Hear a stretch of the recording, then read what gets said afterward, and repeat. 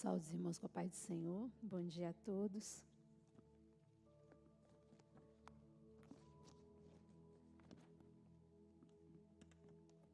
Como a pastora Rita acabou de falar, o coração, a gente faz os planos, mas a resposta certa no final é sempre do Senhor. Ele sabe, né, qual o melhor propósito, qual o melhor resultado que nós necessitamos. Nesse momento nós vamos continuar a leitura de Levítico. Nós estamos hoje lendo Levítico 16, né, e vamos pedir a Deus que fale aos nossos corações, independente de qualquer coisa, qualquer imprevisto. A palavra de Deus vai ser lida e a palavra de Deus é viva, né, independente do que eu tenha para falar. A própria palavra de Deus, ela já fala por si.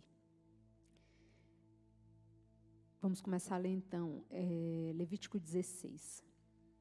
Falou o Senhor a Moisés, depois que morreram os 2 filhos de Arão, tendo chegado aqueles diante do Senhor. Então disse o Senhor a Moisés: Dize a Arão, teu irmão, que não entre no santuário em todo o tempo, para que dentro do véu, diante do propiciatório, que está sobre a arca, para que não morra, porque aparecerei na nuvem sobre o propiciatório. Entrará Arão no santuário com isto: um novilho para oferta pelo pecado e um carneiro para o holocausto. Vestirá ele a túnica de linho sagrada, terá as calças de linho sobre a pele, cingir-se-á com o cinto de linho e se cobrirá com a mitra de linho. São estas as vestes sagradas. Banhará o seu corpo em água e então as vestirá. Da congregação dos filhos de Israel tomará 2 bodes para oferta pelo pecado e um carneiro para o holocausto.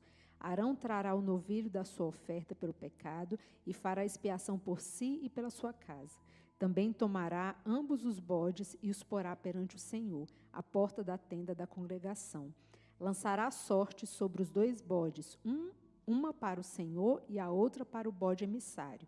Arão fará chegar o bode sobre o qual cair a sorte para o Senhor e o oferecerá por oferta pelo pecado. Mas o bode sobre que cair a sorte para bode emissário será apresentado vivo perante o Senhor, para fazer expiação por meio dele e enviá-lo ao deserto como bode emissário. Arão fará chegar o novilho da sua oferta pelo pecado e fará expiação por si e pela sua casa. Imolará o novilho da sua oferta pelo pecado. Tomará também de sobre o altar um incensário cheio de brasas de fogo diante do Senhor, e 2 punhados de incenso aromático bem moído, e o trará para dentro do véu. Porá o incenso sobre o fogo perante o Senhor, para que a nuvem do incenso cubra o propiciatório, que está sobre o testemunho, para que não morra. Tomará do sangue do novilho e com o dedo o aspergirá sobre a frente do propiciatório, e diante do propiciatório aspergirá 7 vezes do sangue com o dedo. Depois imolará o bode da oferta pelo pecado, que será para o povo, e trará o seu sangue para dentro do véu, e fará com o seu sangue como fez com o sangue do novilho. Aspergi-lo-á no propiciatório também diante dele. Assim fará expiação pelo santuário por causa das impurezas dos filhos de Israel e das suas transgressões e de todos os seus pecados. Da mesma sorte fará pela tenda da congregação que está com eles no meio das suas impurezas. Nenhum homem estará na tenda da congregação quando ele entrar para fazer propiciação no santuário, até que ele saia depois de feita a expiação por si mesmo e pela sua casa, e por toda a congregação de Israel. Então sairá ao altar que está perante o Senhor, e fará expiação por ele. Tomará o sangue do novilho e do sangue do bode, e o porá sobre os chifres do altar ao redor. Do sangue aspergirá com o dedo 7 vezes sobre o altar, e o purificará, e o santificará das impurezas dos filhos de Israel. Havendo, pois, acabado de fazer expiação pelo santuário, pela tenda da congregação e pelo altar, então fará chegar o bode vivo. Arão porá ambas as mãos sobre a cabeça do bode vivo, e sobre ele confessará todas as iniquidades dos filhos de Israel, todas as suas transgressões e todos os seus pecados, e os porá sobre a cabeça do bode, e enviá-lo ao deserto pela mão de um homem, à disposição para isso. Assim aquele bode levará sobre si todas as iniquidades deles para a terra solitária, e o homem soltará o bode no deserto.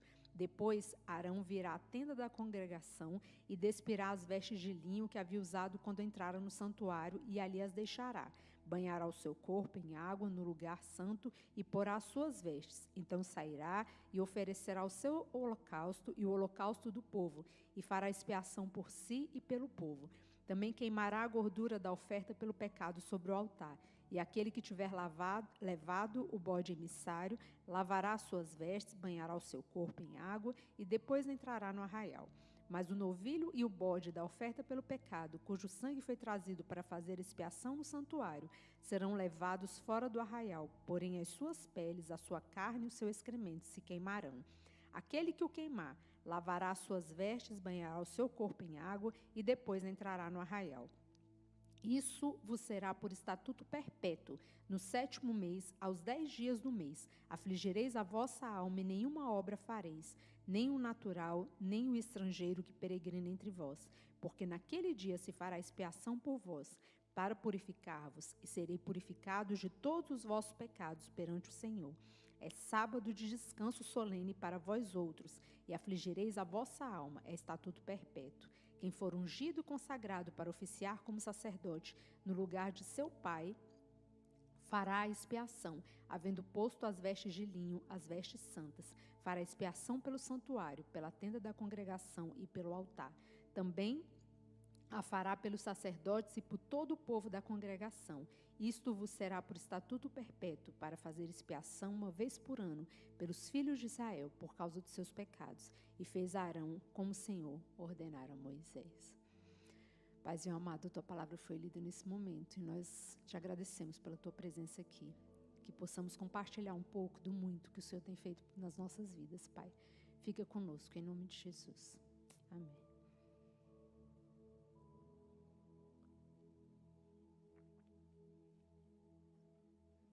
Ouvindo a palavra ontem da irmã Salma, no devocional pela manhã, ela falou a respeito de algo bastante interessante, que foi a capacidade do homem, a pequena capacidade do homem em abstrair, né? Saber abstrair os acontecimentos, entender os acontecimentos de forma abstrata no decorrer da história. E eu fiquei pensando sobre isso e me veio lá em Isaías, quando Isaías fala a respeito, Isaías 53, quando ele fala a respeito da... Deixa eu só achar aqui certinho. 53, 5 e 6, quando ele fala a respeito de Jesus. E eu fiquei refletindo sobre o que a irmã Salma falou, de que nós, como seres humanos, precisamos aprender a abstrair os pensamentos, né? A entender os pensamentos de forma abstrata. E eu fui pensar na questão da salvação de Jesus, através de Jesus. Deus, sabendo da nossa incapacidade de entender o amor, de entender esses sentimentos abstratos, Ele fez um plano concreto. Ele preparou para nós, desde antes da fundação do mundo, um plano de salvação onde havia um sacrifício concreto. Um sacrifício que a gente poderia olhar de forma concreta e poderia lembrar desse sacrifício como um fato histórico, como um fato real, porque a história fala do Jesus crucificado, não apenas a Bíblia, mas se você procurar livros históricos, existem a história a respeito de um Jesus que foi sacrificado na cruz, né, que morreu numa cruz. Então, Deus, sabendo dessa nossa pequena capacidade de abstrair o sentimento, né, de entender esse sentimento abstrato que é o amor, que é um sentimento complexo, que é algo muito grande, Deus fez um plano concreto. E lá em Isaías 53, 5 e 6, a gente lê assim, aliás, a partir do 4. Certamente Ele tomou sobre si as nossas enfermidades e as nossas dores levou sobre si. E nós o reputávamos por aflito, ferido de Deus e oprimido. Mas Ele foi transpassado pelas nossas transgressões e moído pelas nossas iniquidades.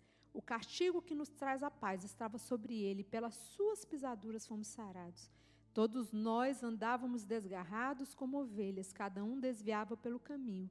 Mas o Senhor fez cair sobre Ele a iniquidade de todos nós. Lá em Levítico, muitos anos antes de Isaías, havia um sacrifício onde 2 bodes eram trazidos ao templo, um era sacrificado no templo e o outro, o sacerdote, impunha suas mãos, confessava o pecado de todo o povo, isso depois dele fazer o sacrifício por ele próprio, pela sua família. Eu aprendi no curso de intercessão que primeiro a gente ora pela gente, para depois a gente orar pelos outros, né? Então, primeiro o sacerdote entra, faz o sacrifício por ele e pela sua família, depois ele faz o sacrifício no templo, que é o holocausto, e depois ele faz o sacrifício por expiação, que é o quê? É o que a gente chama hoje de bode expiatório. O sacerdote impunha a mão sobre aquele bode, confessava todos os pecados da nação, e aí havia uma pessoa responsável de pegar aquele bode e levar aquele bode lá no deserto e soltar ele lá no deserto. E eles criam, através desse sacrifício, desse ritual, de que aquele bode estaria levando embora os pecados da nação. Tem até uma passagem, acho que em Levítico 17, que chama esse lugar de Azazel, ou Azael, que seria um lugar, um ermo, né, um lugar assim distante, lá no deserto. E aí nós vemos em Isaías, falando sobre um Jesus, né, profetizando já sobre um Jesus, que levaria os pecados do homem. Os nossos pecados, está aqui quando ele fala. Versículo 6, todos nós andávamos desgarrados como ovelhas, cada um se desviava pelo caminho, mas o Senhor fez cair sobre ele a iniquidade de todos nós. Quem é esse ele? Jesus, né? Deus fez cair sobre Jesus a iniquidade de todos nós. Jesus, que não tinha pecado, né, que viveu aqui nessa terra como um homem, chegou o momento do sacrifício, que era o propósito da vida dele. Durante 30 anos, praticamente 28 anos, né, Jesus teve pouquíssimas aparições. Ele teve o seu nascimento, depois aos 2 anos, quando ele foge para o Egito, né, com seus pais, depois aos 12 anos, uma aparição rápida no templo, e depois aos 30 anos, Jesus começa seu ministério. Então, assim, o propósito de Jesus claramente era o quê? Morrer por nós. A Bíblia não fala de outras coisas que Jesus fez durante a sua vida. Então, aí temos uma lacuna de 20 e tantos anos em que Jesus simplesmente viveu a vida dele. Daí a importância de nós sabermos o quê? Qual o propósito da nossa vida? Porque muitas vezes a gente está passando a vida inteira correndo atrás de coisas que não estão dentro do propósito específico de Deus para nós. Tanto é que um pouco antes do sacrifício de Jesus, dele ser morto na cruz, eu não me lembro se foi Pedro, acho que foi Pedro, que quis antecipar, né, o sacrifício. Falou assim, Jesus, quando que se dará essas coisas? Tipo, acelerando, né, tentando aquela ansiedade do ser humano, né? Quando é que vai acontecer isso? Já está para acontecer. E Jesus falou, calma, não chegou a hora. A hora vai chegar. E quando chegar, vocês verão o que vai acontecer. Então, Jesus sabia qual era o propósito dele. E hoje a gente acredita, a gente pode olhar a história e ver um fato real, que foi o quê? Deus mandou o seu Filho para morrer numa cruz, para que aquele sangue puro, limpo e sem pecado, o único sangue capaz de nos purificar, fosse derramado e nos lavasse de toda iniquidade.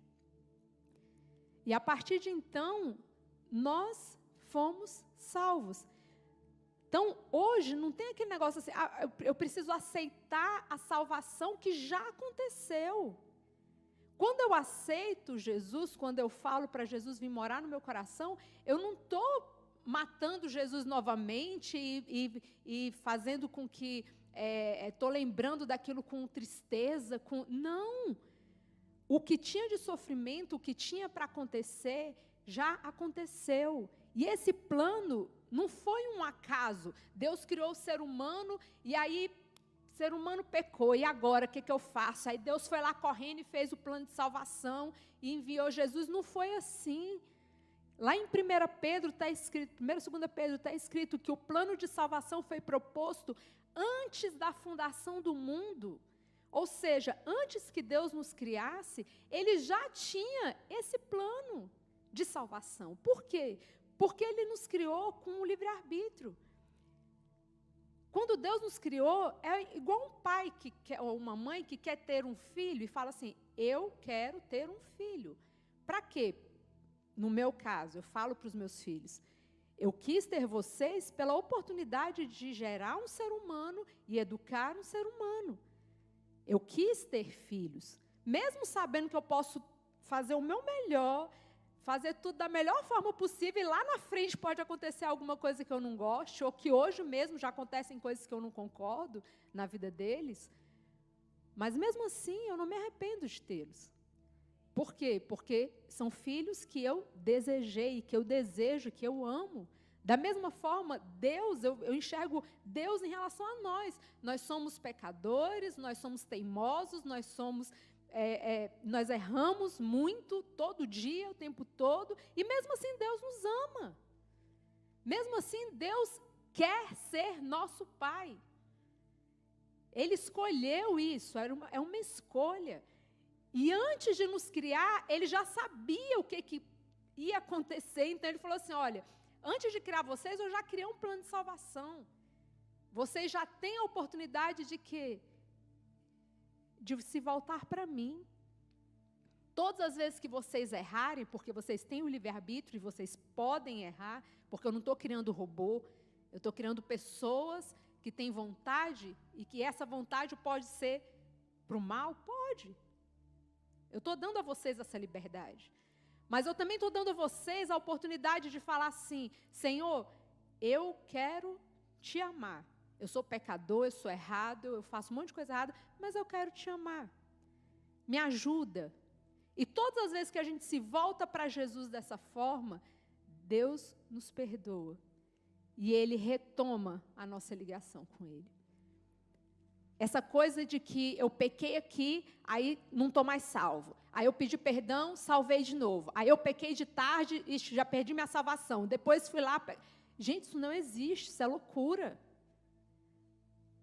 A partir do momento que eu falo, Senhor Jesus, vem morar no meu coração, Ele está aqui. E Ele só vai sair no dia que eu falar, eu, por vontade própria, não quero mais Jesus na minha vida. Aí Ele vai embora. Porque a palavra fala, eis que estou à porta e bato. Se alguém ouvir a minha voz e abrir a porta, eu entrarei em sua casa, cearei com ele e ele comigo. É família. Seu filho, quando você se desentende com ele, você pode até ficar magoado, às vezes com raiva e tal, mas ele deixa de ser seu filho? Ele deixa de fazer parte da sua família? Mesmo que um dia ele fale assim, eu não quero mais fazer parte dessa família, e ele vai embora, você vai deixar de ser mãe? Você vai deixar de ser pai? Se um dia ele se arrepender e voltar, você não recebe ele de braços abertos? É assim. Eu vejo muito claro isso hoje que eu sou mãe, eu vejo isso muito claro, assim, eu consigo entender um pouquinho melhor essa questão do amor de Deus. Por quê? Porque quando a gente é mãe, quando a gente é pai, por opção, porque a gente quer e a gente, quer o melhor para os nossos filhos, a gente não deixa de ser pai e mãe porque os nossos filhos deixaram de fazer aquilo que a gente gostaria, ou porque eles não querem mais ser nosso filho. Eles continuam sendo filho. Então, quando Jesus morreu por nós, Deus está falando para nós, olha, vocês têm a salvação. Vocês não terão, não, vocês têm. O plano está aqui, o plano já foi proposto e ele já foi consumado. Está aqui, é só vocês quererem. E quando a gente vê todo esse ritual lá em Levítico, tudo leva para Jesus. Para a gente entender o quê? Que a partir do momento que a gente abre a nossa boca e a gente confessa que Jesus é o Filho de Deus e que a gente quer esse Jesus morando na nossa vida, Ele vai morar. E aí a gente vai lá em 1 Pedro 2:21, onde fala assim, porquanto para isto mesmo foste chamados, pois que também Cristo sofreu em vosso lugar, deixando-vos exemplo para seguirdes os seus passos. E o 22, o qual não cometeu pecado, nem dolo algum se achou em sua boca. Então, para mim, a palavra mais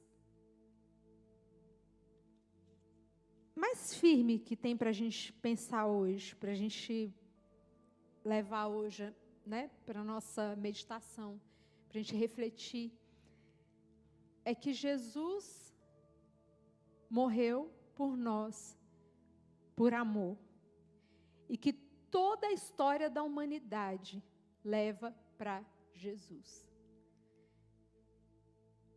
Aí alguém pode falar, mas é muito estranho a gente acreditar nisso. Cada um acredita no que quiser. Eu prefiro acreditar que eu tenho um Deus amoroso, que me amou tanto ao ponto de enviar o seu próprio filho, coisa que eu não teria coragem de fazer, para morrer por alguém que eu não conheço. Por um conhecido já é difícil, imagina, né, matar um filho por alguém que você não conhece. Mas Deus nos ama tanto que Ele enviou o seu único filho para morrer por nós. E esse sacrifício que a gente vê lá em Levítico é um protótipo, é o quê? É um início para nos mostrar o que? Olha, eu tenho um plano de salvação para vocês. Naquela época, Jesus ainda não tinha vindo, mas hoje nós já vivemos o tempo da graça, o tempo em que Jesus já morreu, já ressuscitou, já prometeu que Ele iria aos céus, mas que Ele não nos deixaria só. Ele enviaria o Consolador, que é o Espírito Santo, que vai nos convencer do quê? Do pecado, do juízo e da justiça. E lembrando a pregação do pastor Aldenor no sábado, no domingo, aliás, quando ele falou assim, que ele estava conversando com uma irmã, que ele considera assim, bem íntima de Deus, e aí ele perguntou para a irmã assim, como é que a senhora sabe que Deus que está falando com a senhora? Né, é um jeito assim, tão especial que a senhora tem de ouvir a voz de Deus, e a senhora tem uma intimidade, né, tão grande com Deus, como a senhora sabe? E ela falou assim, quando Deus fala, a palavra é suave, mas é firme. E aí eu fiquei meditando nisso desde domingo, e eu lembrei como é que o diabo fala na vida da gente. O diabo acusa. Ele acusa, ele traz culpa. Ele traz condenação. O Espírito Santo não. O Espírito Santo, ele nos convence. É só a gente pensar como a gente trata, às vezes, com os nossos filhos. Quando a gente chega para os nossos filhos, alguma coisa de errado aconteceu em casa, e a gente já chega dizendo, fulano, você fez isso, eu não gostei. A gente chega acusando, a gente já faz com que os nossos filhos se retraiam, né? Fiquem constrangidos. Às vezes nem foi ele que fez aquela coisa errada, né? Às vezes foi o cachorro, né? A gente não sabe, né? Às vezes foi. Mas Deus não. Através do Espírito Santo, Ele fala com a gente, nos convencendo. Como é que a gente convence alguém? Tem que ter argumentação. A gente não consegue convencer ninguém sem argumentação. A gente precisa saber do que a gente está falando. E para saber do que a gente está falando, a gente precisa parar. A gente precisa olhar os lados da questão, e foi algo importante que o pastor Aldenor falou aqui domingo também, que toda vez que ele vai aconselhar pessoas, ele procura ouvir todos os lados de quem está envolvido na questão. E para a gente fazer chegar numa conclusão a respeito do problema, da nossa vida ou da vida de alguém, a gente precisa fazer isso, olhar os lados da questão. E Deus é tão bom que Ele enviou Jesus, e Jesus, quando foi embora, né, para o céu, Ele enviou o Espírito Santo para nos ensinar, para nos convencer, para conversar com a gente e nos mostrar, olha, isso aqui você precisa melhorar, isso aqui você precisa, né, rever. E a gente, quando pergunta para a gente mesmo, as respostas vêm. E é algo que eu tenho aprendido. Eu sou uma pessoa sempre fui uma pessoa muito assim, firme nas minhas posições, né? Para não dizer teimosa, né? Mas tudo bem, assim, bem certa, assim. E Deus tem me ensinado para de tantas afirmações, para de tantas certezas, pergunta mais. Ao invés de você já chegar afirmando o que aconteceu, afirmando o que você acredita, afirmando o que você acha, que você, acha que é o certo, pergunte mais. Se aprofunde mais em saber o que está acontecendo, tanto dentro de você, quanto nas situações à sua volta. Porque normalmente eu já chegava assim, é isso aqui que aconteceu, quem está errado é fulano, quem está certo é ciclano, a solução do problema é esse. E Deus tem falado comigo, ao invés de tantas afirmações, pergunte mais. E eu vejo que é isso que o Espírito Santo faz com a gente. Quando a gente pergunta, quando a gente para e fala, espera aí, o que eu posso aprender com isso? Espera aí, será que eu também não tenho responsabilidade nisso que aconteceu? Espera aí, será que se eu mudar esse comportamento aqui, eu vou ter um resultado melhor? E para encerrar, eu queria ler Salmos 51, de 4 a 7. Que é o Salmo de Davi, quando ele é confrontado pelo profeta Natã, depois que ele toma Batseba, tem relações com Batseba engravida, e aí ele ainda está naquela negação do pecado, ele ainda não reconheceu que ele havia pecado e que ele havia matado um homem, não com as próprias mãos, mas ele havia mandado o marido de Batseba para a guerra para que ele fosse morto, para encobrir o seu pecado. E aí, nesse momento, Davi é confrontado por Natã e ele reconhece o seu pecado. E as palavras dele são muito profundas. Quando ele fala assim, a partir do versículo 4, pequei contra ti somente, e fiz o que é mal perante os teus olhos, de maneira que serás tido por justo no falar e puro no teu julgar. Eu nasci na iniquidade, e em pecado me concebeu minha mãe. Eis que te comprazes na verdade, no íntimo e no recôndito me fazes conhecer a sabedoria. Purifica-me com ensopo, e ficarei limpo. Lava-me, e ficarei mais alvo que a neve. Faze-me ouvir júbilo e alegria, para que exultem os ossos que esmagaste. Esconde o rosto dos meus pecados e apaga todas as minhas iniquidades. Cria em mim, ó Deus, um coração puro, e renova dentro de mim um espírito inabalável. Cria em mim, ó Deus, um coração puro, e renova dentro em mim um espírito inabalável. Davi foi considerado um homem segundo o coração de Deus. Por quê? Davi não pecava? Pecava, e muito pecava. Mas, olhando a história de Davi de um modo geral, Davi não pecava na mesma coisa. Quando ele se arrependia de um pecado, ele realmente se arrependia e ele se esforçava para não repetir mais aquilo. Aí lá na frente ele pecava em outra coisa, porque a nossa condição humana é de pecador. Mas nós precisamos crer que nós temos um Deus que está disposto a nos perdoar todo tempo. O diabo vem para matar, roubar e destruir. O diabo vem para nos acusar e nos encher de culpa. Mas o nosso Jesus carregou sobre si as nossas iniquidades, as nossas culpas, as nossas dores, as nossas enfermidades. Se nós tivermos isso muito claro dentro da nossa mente, eu falo alto para eu mesma escutar, a gente vai viver dias mais tranquilos, a gente vai viver dias mais felizes, a gente vai viver dias mais renovados, acreditando que o peso que nós carregávamos do nosso pecado foi colocado sobre Jesus. E que o jugo de Jesus é suave. E que o fardo de Jesus é leve.